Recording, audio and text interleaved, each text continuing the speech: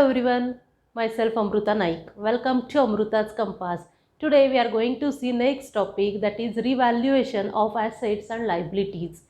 In earlier lecture we have seen how to calculate new ratio and sacrifice ratio, then valuation of goodwill by average profit method and super profit method, and treatment of goodwill by premium method and valuation method. If you haven't seen those videos, then please go and check the link given below in description box. As well as if you haven't yet subscribed to the channel, then please subscribe it. Now moving towards our today's topic, that is valuation of or revaluation of assets and liabilities. As a name indicate, as a word indicate, revaluation means we have to revalue the previous assets and liabilities. ज्या balance शीटमध्ये किंवा books of अकाउंट्समध्ये existing assets असतील किंवा liabilities असतील त्याचं revaluation करायचं आहे. केव्हा करायचं आहे? आपण आता फक्त फोकस करतो आहे ॲडमिशन ऑफ पार्टनरवरती, राईट. आपला चॅप्टर आहे ॲडमिशन ऑफ ए पार्टनर. मग जेव्हा नवीन पार्टनर एक्झिस्टिंग फर्ममध्ये ॲडमिट होतो तेव्हा एक्झिस्टिंग पार्टनरशिप फर्मचे जे बुक्स ऑफ अकाउंट्स असतात त्याच्यातल्या ॲसेट्स अँड लायबिलिटीजचं रिव्हॅल्युएशन करावं लागतं. कारण ॲक्च्युअल प्राईस, मार्केट प्राईस काय आहे ती फाइंड आउट करण्यासाठी. ओके. मग सपोज ॲसेट्सची बुक व्हॅल्यू कमी असेल मार्केट प्राईसपेक्षा, तर ती इन्क्रीज करायची आहे, वाढवायची आहे. अँड वाईस वर्सा, जर कमी असेल, ओके, म्हणजे जर मार्केट प्राईस कमी असेल आणि बुक व्हॅल्यू जास्त असेल तर ती तेवढी करायची आहे, मॅच करायची आहे मार्केट प्राईजला, लाईक दॅट. म्हणजेच जेव्हा ॲसेट्स आणि लायबिलिटीजमधला जो डिफरन्स आपल्याला मिळत असतो, सपोज प्रॉफिट होत असेल तर तो प्रॉफिट ओल्ड पार्टनर्सने ओल्ड रेशोमध्ये डिस्ट्रीब्यूट करून घ्यायचा असतो. जर लॉस होत असेल तरी तो लॉस ओल्ड पार्टनर्सने ओल्ड रेशोमध्ये फेस करायचा असतो किंवा शेअर करून घ्यायचा असतो. या केसेसमध्ये किंवा या सिच्युएशन्समध्ये म्हणजेच रिव्हॅल्युएशन ऑफ ॲसेट्स अँड लायबिलिटीजमध्ये न्यू पार्टनरचा काहीही रोल नसतो. कारण न्यू पार्टनर जॉईन होणार असतो आणि एक्झिस्टिंग पार्टनर्सने ॲसेट्स अँड लायबिलिटीजचे रेकॉर्ड मेंटेन केलेले असतात किंवा गुडविल बिल्डअप केलेलं असतं, राईट, त्यांच्या हार्डवर्कमुळे किंवा एफर्ट्समुळे. म्हणून न्यू पार्टनर जॉईन होण्याच्या आधी सगळ्या ॲसेट्सचं आणि लायबिलिटीजचं रिव्हॅल्युएशन करायचं आहे. या रिव्हॅल्युएशनमध्ये जर प्रॉफिट झाला तर प्रॉफिट अर्न करायचा आहे ओल्ड रेशोमध्ये, आणि जर लॉस झाला तरी लॉस फेस करायचा आहे त्याच ओल्ड रेशोमध्ये. क्लिअर? हेच आहे आणि ते आपण आता बघणार आहोत. मग रिव्हॅल्युएशन अकाउंटमध्ये जर प्रॉफिट किंवा लॉस झाला, रिव्हॅल्युएशन अकाउंट किंवा प्रॉफिट अँड लॉस ॲडजस्टमेंट अकाउंटमध्ये जर काही प्रॉफिट झाला आणि किंवा लॉस झाला तर तो कुठे ट्रान्सफर करायचा आहे? पार्टनर्स कॅपिटल और करंट अकाउंट. जे एक्झिस्टिंग पार्टनर आहेत त्यांच्या कॅपिटल किंवा करंट अकाउंटला तो प्रॉफिट किंवा लॉस ट्रान्सफर करायचा आहे.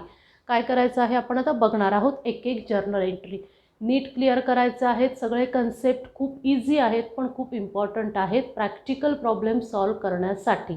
So will start. See, first statement is given, increasing the value of assets and decreasing the value of liability. Increasing the value of asset. ॲसेट्सला कुठचा बॅलन्स असतो? Debit balance. लायबिलिटीजला credit balance. एवढं आधी fix करायचं आहे माइंडमध्ये की ॲसेट्स डेबिट आणि लायबिलिटी क्रेडिट. मग इथे वर्ड्स काय काय आहेत? Increasing the value of assets. Assets वाढत आहेत म्हणजेच कुठे लिहायचे आहेत आपल्याला? डेबिटला. Then decreasing the value of liability. Liability कमी होते, ऑफकोर्स आपल्यासाठी फायदाच आहे, प्रॉफिटच आहे, राईट. मग ह्याचे डेबिट आणि क्रेडिट इफेक्ट आपल्याला दाखवायचे आहेत. सी, नीट बघायचं आहे. इन्क्रीजिंग ॲसेट, ॲसेट वाढलेत म्हणजेच डेबिटला, assets account debit. Then decreasing the value of liability. लायबिलिटीचा बॅलन्स क्रेडिट असतो, राईट, जेव्हा इन्क्रीज होते तेव्हा, अँड डिक्रीज होते तेव्हा रिव्हर्स इफेक्ट म्हणजेच डेबिटला, that is liability account debit. दोन्ही अकाउंट ॲसेट्स अँड लायबिलिटी दोन्ही अकाउंट डेबिटला लिहिलेत आपण. मग क्रेडिटला काय येणार? रिव्हॅल्युएशन. जो डिफरन्स आहे तो आपल्याला लिहायचा आहे. टू रिवॅल्युएशन अकाउंट और profit and loss adjustment account. Profit and loss adjustment किंवा रिव्हॅल्युएशन अकाउंटमध्ये हा जो डिफरन्स आहे, ॲसेट्स वाढलेले आहेत आणि लायबिलिटीज कमी झालेल्या आहेत, किती अमाऊंटने त्या कमी झाल्यात किंवा वाढलेल्या आहेत, तो डिफरन्स रिव्हॅल्युएशन अकाउंटमध्ये किंवा प्रॉफिट अँड लॉस अकाउंटच्या ॲडजस्टमेंट अकाउंटमध्ये मेन्शन करायचा आहे. हा फॉर्मॅट आहे रिव्हॅल्युएशन अकाउंट किंवा profit and loss account adjustment लेजरचा. सपोज आता ही रिव्हॅल्युएशनची एक एंट्री आहे, म्हणजेच प्रॉफिट अँड लॉस ॲडजस्टमेंट किंवा रिव्हॅल्युएशनमध्ये ही एंट्री आपल्याला कशी पोस्ट करायची आहे. डेबिटला काय येणार, डेबिट म्हणजे रिव्हॅल्युएशन अकाउंट आहे, म्हणजेच by assets and liabilities, by assets account and by liability account. या एंट्रीचं हे लेजर पोस्टिंग आहे. क्लिअर, जे आपण 11th स्टँडर्डमध्ये बघितलेलं आहे. Next statement is given decreasing the value of asset. Decreasing, आता इथे डिक्रीज झालेलं आहे, ॲसेटची व्हॅल्यू कमी झालेली आहे, म्हणजे बॅलन्स शीटमध्ये एक अमाऊंट आहे आणि मार्केट प्राईस एक आहे. मार्केट प्राईस कमी आहे बॅलन्स शीटच्या प्राईसपेक्षा, म्हणजेच decreasing the value of asset, increasing the value of liability. Liability वाढलेली आहे. मग आता काय येणार इथे, ॲसेटला कुठचा बॅलन्स असतो, डेबिट बॅलन्स असतो, म्हणजे जेव्हा इन्क्रीमेंट असते ॲसेटमध्ये तेव्हा आपण डेबिटला मेन्शन करतो. इथे काय आहे, डिक्रीजिंग आहे, राईट. मग आपल्याला क्रेडिटला मेन्शन करायचं आहे. मग इथे लिहायचं आहे ॲसेट्स टू ॲसेट्स, क्रेडिटला. Next increasing the value of liability. लायबिलिटीजला कुठचा बॅलन्स असतो, क्रेडिट बॅलन्स असतो, म्हणून इथे लिहायचं आहे टू लायबिलिटीज. लायबिलिटी वाढलेली आहे म्हणून क्रेडिटला. दोन्ही अकाउंट क्रेडिटला आहेत, म्हणजेच डेबिटला कुठचं अकाउंट येणार, रिव्हॅल्युएशन अकाउंट और profit and loss adjustment account. म्हणजेच या दोघांचा जे इन्क्रीमेंटचा किंवा रिव्हॅल्युएशनचा जो डिफरन्स आहे त्याची अमाऊंट रिव्हॅल्युएशन अकाउंट किंवा प्रॉफिट अँड लॉस अकाउंट ॲडजस्टमेंटला लिहायचं आहे. लिहायचं आहे रिव्हॅल्युएशन अकाउंट और profit and loss adjustment account, right. Next आता लेजर आपलं आहे रिव्हॅल्युएशन अकाउंट और profit and loss adjustment account. ही एंट्री कशी पोस्ट करायची आहे, डेबिटला, रिव्हॅल्युएशन अकाउंटच्या डेबिटला लिहायचं आहे to assets and to liabilities. Clear. Second entry. Next entry is given recording unrecorded assets in book. म्हणजेच एखादा नवीन पार्टनर जेव्हा ॲडमिट होणार असेल तेव्हा आपल्या एक्झिस्टिंग फर्मचे किंवा एक्झिस्टिंग पार्टनरशिपमध्ये जर काही अनरेकॉर्डेड ॲसेट्स असतील किंवा अनरेकॉर्डेड लायबिलिटीज असतील तर त्या बुकमध्ये रेकॉर्ड करायच्या आहेत. ओके. मग आता इथे काय आहे, रेकॉर्डिंग अनरेकॉर्डेड ॲसेट आपल्याला रेकॉर्ड करायचं आहे. ॲसेटला डेबिट बॅलन्स असतो, जे आपण ॲसेट दाखवलेलं नाही आहे. सपोज फर्निचर आहे 40,000चं, दाखवलेलंच नाही आहे, म्हणजे आपल्याला बुकमध्ये एंट्री करायची आहे, ॲसेटला डेबिट बॅलन्स असतो, म्हणजेच आपले ॲसेट्स वाढणार आहेत बुकमध्ये एंट्री केल्यानंतर, म्हणून ॲसेट्स अकाउंट डेबिटला. जेव्हा अनरेकॉर्डेड ॲसेट्स असतं तेव्हा assets account debit to revaluation account. जी अमाऊंट असेल अनरेकॉर्डेड किंवा प्रॉफिट अँड लॉस, इथे profit and loss adjustment account. Clear. Unrecorded asset आपण दाखवलेले आहेत, त्याची व्हॅल्यू रिव्हॅल्युएशन किंवा प्रॉफिट अँड लॉस ॲडजस्टमेंटमध्ये आपल्याला दाखवायची आहे. रिव्हॅल्युएशन अकाउंटमध्ये इफेक्ट काय येणार, पोस्टिंग काय येणार, by assets account.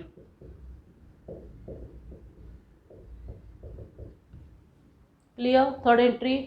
Next creating new liability in books. New liability म्हणजे आपण लायबिलिटी रेकॉर्ड केलेली नाही आहे, जी आत्ता अराईज झालेली आहे, लायबिलिटी आहे. लायबिलिटीला बॅलन्स कुठचा असतो, क्रेडिट बॅलन्स असतो, म्हणून लायबिलिटी अकाउंट क्रेडिटला लिहायचं आहे. To liability. डेबिटला काय येणार, रिव्हॅल्युएशन अकाउंट. रिव्हॅल्युएशन अकाउंट और profit and loss adjustment account. याचा इफेक्ट किंवा याचा पोस्टिंग रिव्हॅल्युएशन अकाउंटमध्ये काय करायचं आहे, to liability account.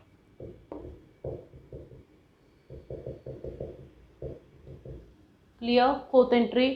Next, transfer of profit on revaluation to old partners capital और करंट अकाउंट. आता सांगितलेलं आहे की ॲसेट्स आणि लायबिलिटीजचं रिव्हॅल्युएशन झाल्यानंतर जो काही प्रॉफिट आहे, म्हणजे ॲसेट्स आपले वाढलेत आणि लायबिलिटी आपली कमी झाली आहे, म्हणजेच आपला प्रॉफिट झालेला आहे, राईट. मग हा प्रॉफिट आता आपल्याला कुठे ट्रान्सफर करायचा आहे, ओल्ड पार्टनर्सच्या करंट किंवा कॅपिटल अकाउंटला, त्यांच्या ओल्ड रेशोमध्ये. तीच एंट्री आहे, transfer of profit on revaluation account to old partners capital और करंट अकाउंट. प्रॉफिट फर्स्ट हे जे रिव्हॅल्युएशन अकाउंट आहे किंवा profit and loss adjustment account आहे ते नॉमिनल अकाउंट आहे. नॉमिनल अकाउंटचा रूल इथे फॉलो करायचा आहे. What is the rule for nominal account? Debit all expenses and losses, credit all incomes and gains.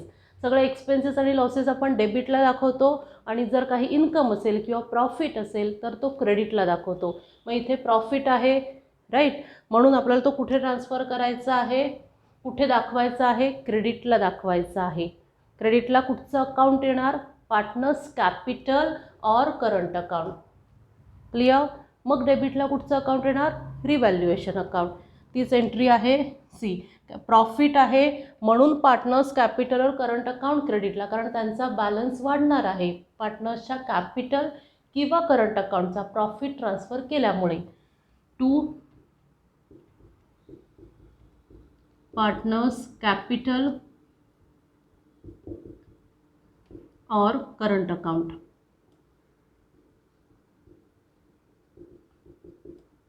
डेबिटला कुठचं अकाउंट येणार, रिव्हॅल्युएशन अकाउंट.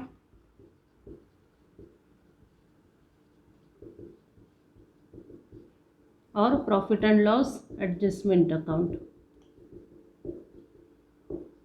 क्लियर. प्रॉफिट आहे म्हणजेच बॅलन्स वाढणार आहे पार्टनर्सच्या कॅपिटल किंवा करंट अकाउंटचा, म्हणून ते अकाउंट क्रेडिटला आणि डेबिटला रिव्हॅल्युएशन अकाउंट. मग ही एंट्री आपल्याला लेजरमध्ये कशी दाखवायची आहे, revaluation account debit to partners capital और करंट अकाउंट.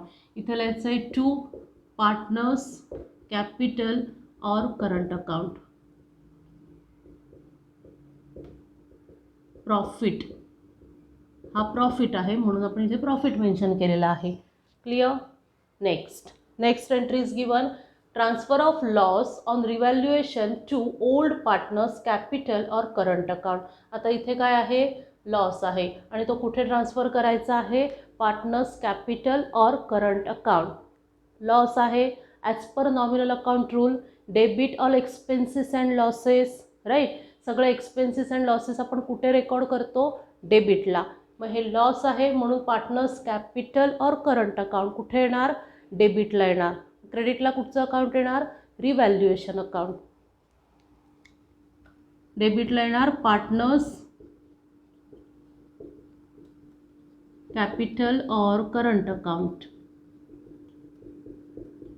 कारण लॉस आहे म्हणून. टू रिव्हॅल्युएशन और profit and loss adjustment account. हा काय आहे आपला, लॉस आहे. इथे काय होतं, प्रॉफिट होता म्हणून क्रेडिटला, आणि इथे आता लॉस आहे म्हणून पार्टनर्स कॅपिटल और करंट अकाउंट डेबिटला. मग आपल्याला इथे आता पोस्टिंग करायचं आहे रिव्हॅल्युएशन अकाउंटमध्ये. रिव्हॅल्युएशन अकाउंटमध्ये ही एंट्री कशी येणार, बाय पार्टनर्स कॅपिटल और current account.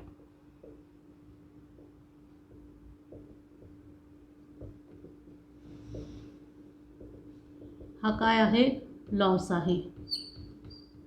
Clear.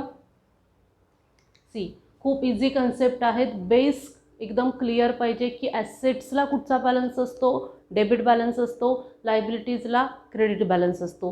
When there is an increment in asset we have to show it at debit side.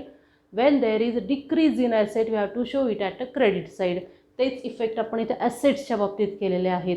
What about liability? when there is an increment in liability we have to record it at credit side and vice versa. जर decrease असेल तर debit साईडला, right. तेच आपण दाखवलेलं आहे.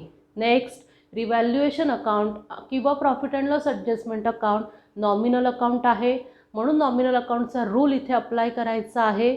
जर profit झालेला असेल तर पार्टनर्स कॅपिटल और करंट अकाउंटमध्ये ते ट्रान्सफर करायचं आहे, म्हणून पार्टनर्स कॅपिटल और करंट अकाउंट क्रेडिटला येणार जेव्हा प्रॉफिट असेल तेव्हा, जेव्हा लॉस असेल तेव्हा डेबिटला, कारण लॉस आपण डेबिटला दाखवतो. Clear? Now we'll stop here today, and if you have any query or doubt regarding this concept, then please comment in comment box, as well as please don't forget to like, share and subscribe the channel. Thank you.